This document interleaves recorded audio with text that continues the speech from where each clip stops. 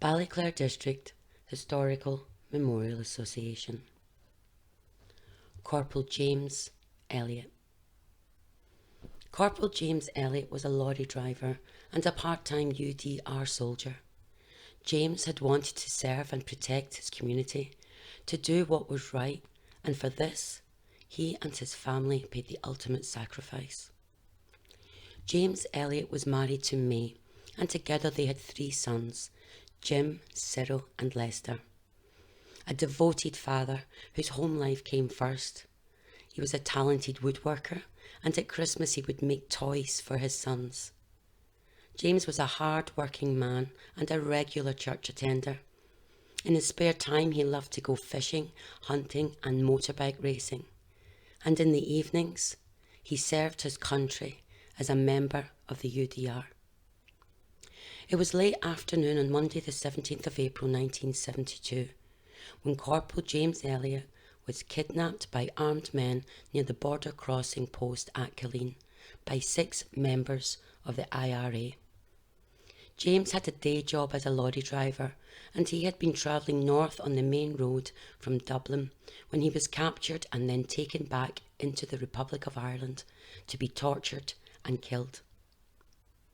It was 2 females that called to James's family home and informed his wife May about the abduction. Mrs. Elliott and her 3 sons, Jim aged 12, Cyril 9 and Lester only 4, left to worry and agonise for 2 days. On Wednesday the 19th, a local minister informed May that a body believed to be her husband's had been found on the Mulladuff Road, Newton Hamilton, between 7 a.m. and 8 a.m. that morning. Not only did May receive the dreaded call that her husband was dead, but she was also informed that the body could not yet be recovered. The IRA had put James's tortured body in a field surrounded by claymore mines. The body itself was booby-trapped to explode if moved, with the wires leading back to a farmhouse across the border. Any attempt to move Corporal Elliott would have blown his corpse to pieces, and anyone else that tried to retrieve him. James's body, therefore, had to lie naked except for his pants, covered in blood and mud for all to see, until the bomb squad could locate and defuse the bomb. James was a much-loved husband and father, son and brother. The manner of his abduction, torture and subsequent murder by the Provisional IRA was brutal, and even now, 50 years later, it does not lessen the horror of the barbaric torture the IRA inflicted on this brave soldier. When the family got James's body back, one of his relatives said that they were horrified at the look of torture and agony still visible on his face. Medical evidence showed that James had been tortured for a day and a half before he was shot 11 times.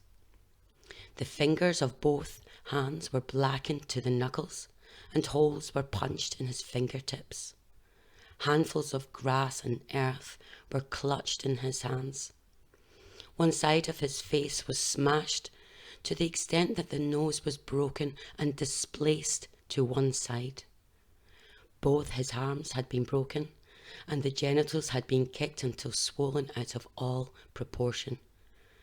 James's teeth were smashed, and he had been shot 11 times through the wrists, the mouth, the neck, the throat, and in the chest.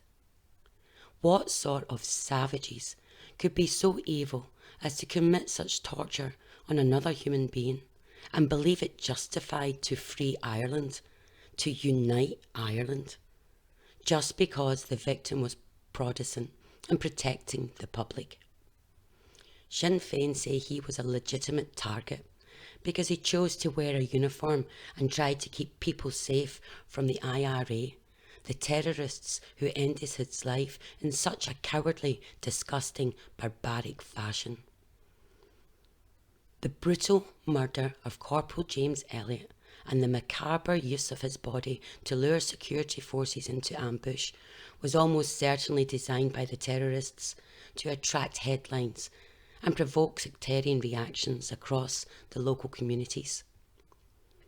No one has ever been charged with this kidnap, torture and murder of Corporal James Elliott, even though the Irish Army with the Guard located the detonation point for the booby traps and subsequently arrested 2 men who were ready to detonate the device. These 2 men were never charged. The ambulance that eventually got to the body of Corporal Elliott was attacked and stoned on their route to take him to Daisy Hill Hospital in Newry by terrorist supporters. In 2016, to add to the devastation this family has gone through, a wooden cross erected in the memory of James by his family at the place where his tortured body was found had been cut down and stolen. A vile act of mindless vandalism carried out by cowards that do not belong in a civilised society. May Elliott held the family together, acting as a father and, while still being a loving mother to her 3 sons, but she never really came to terms with the loss of James. On special occasions, such as family weddings, there is always someone missing. Happy events are always tainted with a touch of sadness. Corporal James Elliott was one of the 26 members of the Ulster Defence Regiment killed whilst combating terrorism in Northern Ireland during 1972. They shall not grow old as we are left to grow old.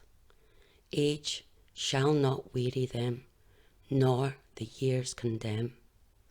At the going down of the sun and in the morning, we will remember them.